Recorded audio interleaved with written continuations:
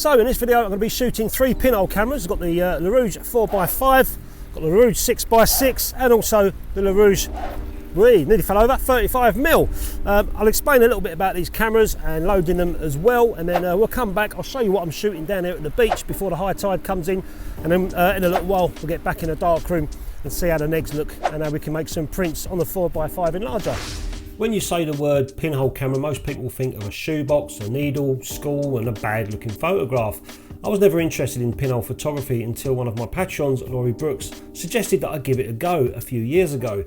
One day I was at Spitalfields Market in London and I came across Greenwich Cameras, and they showed me the Lerouge 6.6 medium format pinhole camera. I bought it and have absolutely loved shooting it since. For me, film photography isn't about the latest gear and tack sharp images. It's about taking photographs and enjoying the process and the perils and the promise that comes with it, and trying new things. With pinhole photography you can expect soft images and some vignetting, huge depth of field and a very wide angle. It is very simple photography consisting of a dark box and a pinhole, and all you need to do is work out the exposure time, point the box in the right direction and expose your film, hoping for the best.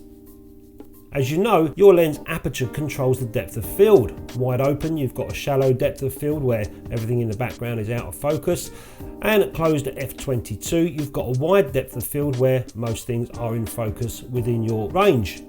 These pinhole cameras have an aperture of f150, which means you can get real close to your subject within a few inches and get everything in focus, and very wide too. That's what makes pinhole so unique, along with its soft focus and natural vignetting, and you never know what you're going to get. So this is all I want. Can you see it here? I don't want any of that sky. I might do, I don't know. But on the large format, all I want is 2 shots of the sea coming over these stones here. I'm going to be really low down on a little tiny tiny tripod, and I'll get my shots here, but I've got to be careful obviously with the water hitting the camera. But that's the scene that I want right there. See that as it comes in? So I'm going to hurry up and get set up, take these shots. Pinhole photography. I get a lot of messages from some people asking me about pinhole photography. Is it worth it? What sort of results do I get? I've done a few videos in the past on pinhole photography, and I've probably been shooting it now for a couple of years. When I got into it, I remember making a video on the channel explaining this camera here. This is a Lerouge 6x6 pinhole camera, and recently Gary Geezer on Instagram, he sent me a couple to try out, a large format one, because you know that I've recently got into large format, and also a little 35mm one as well. So I'm just waiting for high tide to come, which is a little bit later on this afternoon. I'm going to go out and do some seascapes on the pinhole cameras. I'm going to shoot the large format using Ilford's FP4 4x5 sheet film, and I'm going to shoot the 6x6 120 camera again on FP4 120 film, and in the 35mm I've got no FP4 for 35mm, so I'm going to be shooting Orwo, which I pre-roll my own Orwos, Orwo UN54 in the 35mm camera. So I've got to work pretty quick. I've got my camera here, you can see on that little tiny pod. It's quite heavy for it, but it will do, it will work. I need to do a quick light, bloody dog. I need to do a quick light meter reading, and this is the area that I'm going to be taking a photograph of. Mate, what's this dog want? Mate, is that a whole beach here? What are you picking on me for? I might have shot myself in the foot here because that tide's coming in pretty quick. I'll probably end up over there somewhere. Let's do a meter reading anyway. My meter reading at 5.6 is 1/25 of a second. Okay, so it's 6-second exposure. I'm going to work with that. But of course, I've then got to allow for reciprocity, so I've got to now work out what the reciprocity failure is on that Ilford FP4. So 6 to the power of 1.26 gives me 9.5 seconds. So I'm going to go for 9 seconds, between 9 and 10. I have to go a little bit closer to get this.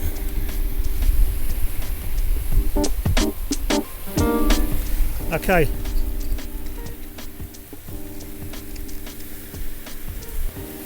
This one, I think.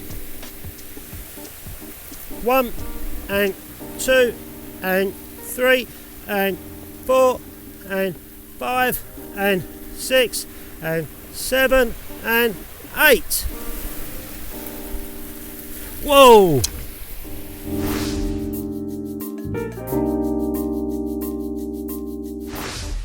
So that's my first shot done, a lot of messing about. You can see I've now put the dark slide in the other way around, so I know that one's exposed. All I've got to do is turn this around and take the same shot. This is ideal for me because I only want a couple of shots, exactly what I just took. When I do the 35mm and also the 120, I've got a lot more photographs to play with, so I can be a little bit more patient and just keep opening and closing the shutter, try some different exposures and see which one comes out best. But these are the ones that I want. So in answer to a lot of the messages that I get about pinhole photography, I like it. I think it's great. You get a different looking photograph, a little bit soft. Sometimes you get a little bit of vignetting, but it is what it is. But they've just got their own unique look to pinhole. This is the first one I got, like I said. This is Lerouge 120 pinhole camera. It's 6x6 format, very simple in design. And when you want to take your shot, I've got an app that I calculate my exposure. So I meter up on the scene and then convert that to pinhole. It's pretty simple. You just plot up, you look at your scene, you hope that you've got it right. You just open the shutter for how long? 1 second, 2 seconds, 1, 2, and then close it again. That's your shot. Then you wind on to your next frame.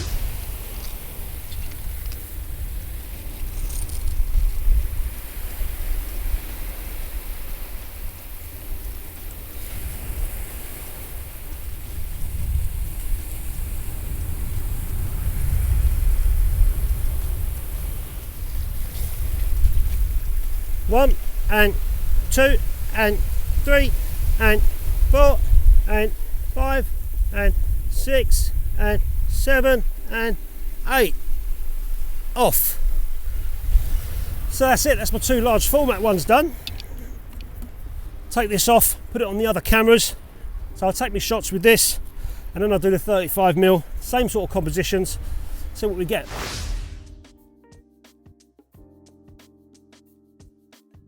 So I'm just going to load the 6x6 with the 120. I'll quickly show you that and cut the edit as we're going along. So you take the top off there, drop that so it nearly breaks, stick that over there, pull that off there, then you've got this bit. Take the film out. There's the 120 film there. So obviously the black side is where the emulsion is eventually, so that's the side we want facing the pinhole. Right, in it goes. Take that bit of crap off there.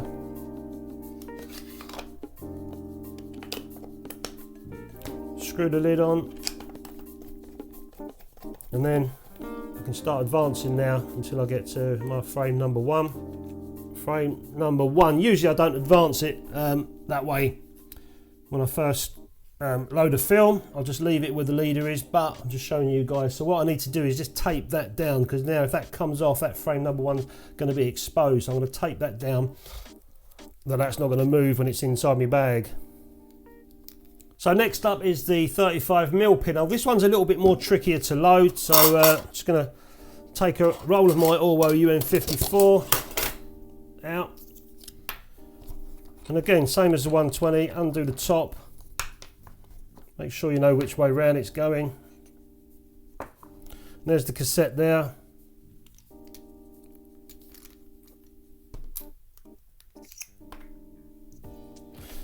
I've just got to load my film onto the cassette, so I use a little bit of tape to hold that down.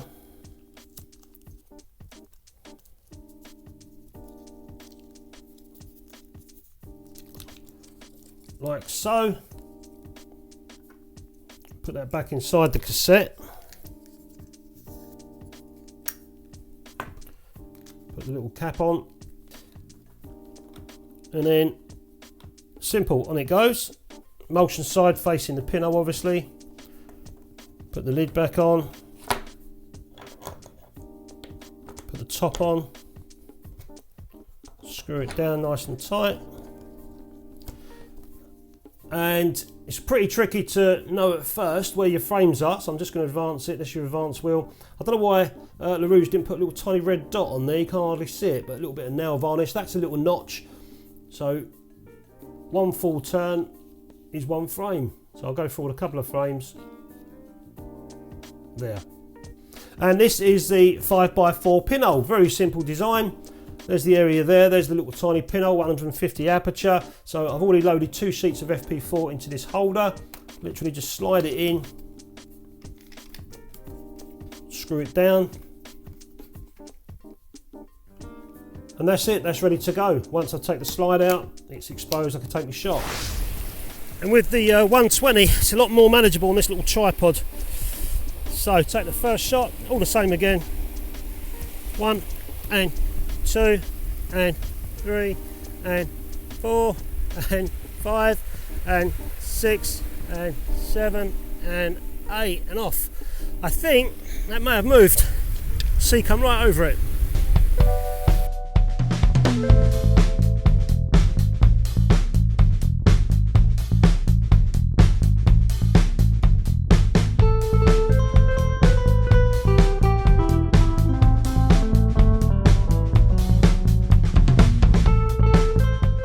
So that probably took me all of about 10 minutes to take those shots, all very similar compositions like I said. All I've got to do now is rewind the film all the way back. There's 12 shots taken. Swap over to the 35mm, shoot a few on that as well. This one will be even easier on this little tripod I've got. If you're wondering what that little tiny square is there, when I flip the shutter, for some reason, I think they've made it shorter than it should be because it swings all the way around. That little tiny metal grommet there doesn't stop it. So I've put this little tiny pad, sticky pad there, just to stop the shutter from flipping right round because this side was going onto the pinhole. The sun's changed a little bit now, come out a bit more, so I'm down to 5 seconds. 1, 2, 3, 4, 5, and off.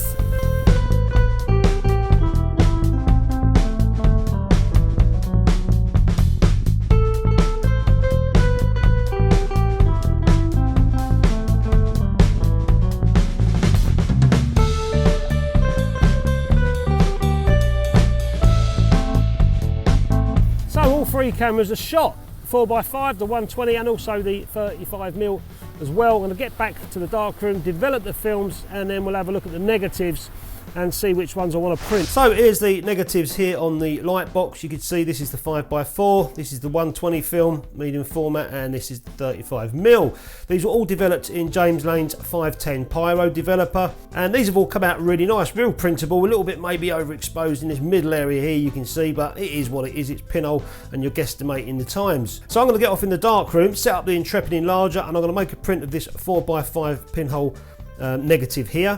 The 35mm ones wasn't too great, a little tiny bit of bromide drag on them, and they didn't come out as sharp or as good as the medium format or 4x5.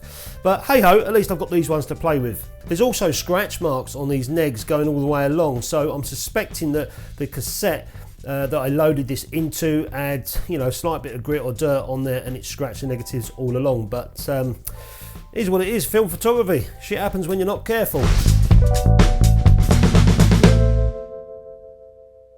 Okay, so after a little bit of fiddling about, the negative is now underneath the light, and all my lenses on there. I'm using a 105mm lens on this, and I've enlarged up to a 20x16 piece of paper. So all I need to do now is just do some test strips and make a print. I have already used this the other day, and it's quite good. It works quite well. And I've got little spirit levels on here, so I'm only hoping it's straight. I've got no special tools to find out if my Enlarger is calibrated or not, but I usually get by. That should be all right. And this is the timer here, pretty simple. Plus, minus your time. So they're fractions of a second, and there's 1 second there. So this is all pretty simple to do, and there's your go button. So if you want to do, say 2 seconds, press your go button. Exposes your paper for 2 seconds. If you need to do test strips, press the red button, goes back to 2 seconds, 2 second test strips, and again and again. So it's all pretty easy to do, and there's the light there for testing your negative on the easel.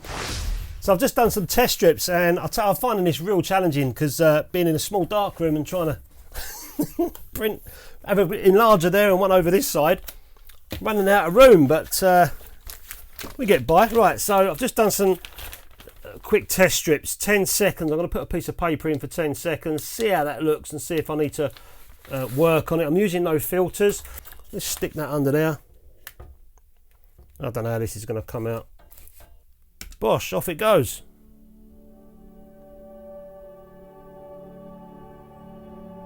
It's very quiet.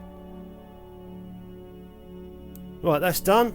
Even my chemical trays are quite close to the Enlarger stand, or the tripod I should say. Right, and it goes to me developer, all fresh chems. Let's see how this comes out.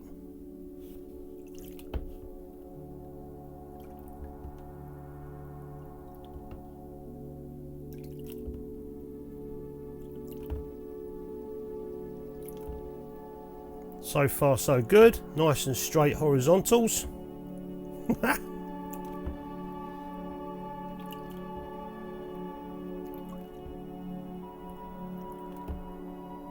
Looks like I'm a bit dark on the left hand side. Let's get it fixed and washed, see what it looks like. There it is there, hanging out to dry, 10 seconds. A little bit dark around this area, so I might just have to cover this area a little tiny bit. I think that's because the sunlight was, I don't know where the bloody sunlight was coming from. It's coming from behind me. But it looks nice. I think I need to cover this area a little tiny bit and just dodge in this area here, just so it sort of pops a little bit more and makes more of a kind of vignette around the edge. Let's have a go. So after a lot of messing around in the darkroom, that's my final print there. I ended up using a contrast 5 filter, and I had to do a little tiny bit of dodging in this area because this area was too dark, and then I had to do a little tiny bit of burning in this area to complement this area because this area was too dark. It was a nightmare, but I've come round to a print that I'm quite happy with, and I'm going to frame. And these are just some of the test prints that I was making. Oh, 1, 2, 3, 4, 5 wasted pieces of pole. Not wasted, but it comes down to this one. But this is the area I was telling you about. It was dark. You can see it on here as well, really dark in this area, so I had to just cover that a little tiny bit. But I'm happy with what I've done for the first attempt using that pinhole camera and also that Intrepid Enlarger. And as for pinhole photography, I'd recommend anyone shooting film to try it out if you haven't tried it out before. There's a range of pinhole cameras out there, depends what your budget is, but these Lerouge ones I find are very good. And that 4x5, first time shooting that, I found that quite interesting to see a bigger negative on pinhole. The 35mm, I don't know what quite happened there, but we'll figure that one out over time. So anyway guys, thanks very much for watching as usual. I hope you enjoyed the video. Give it a thumbs up and all that stuff, and if you do shoot pinhole, let us know in the comments what pinhole you shoot and what you think of it. Cheers, I'll catch you next time.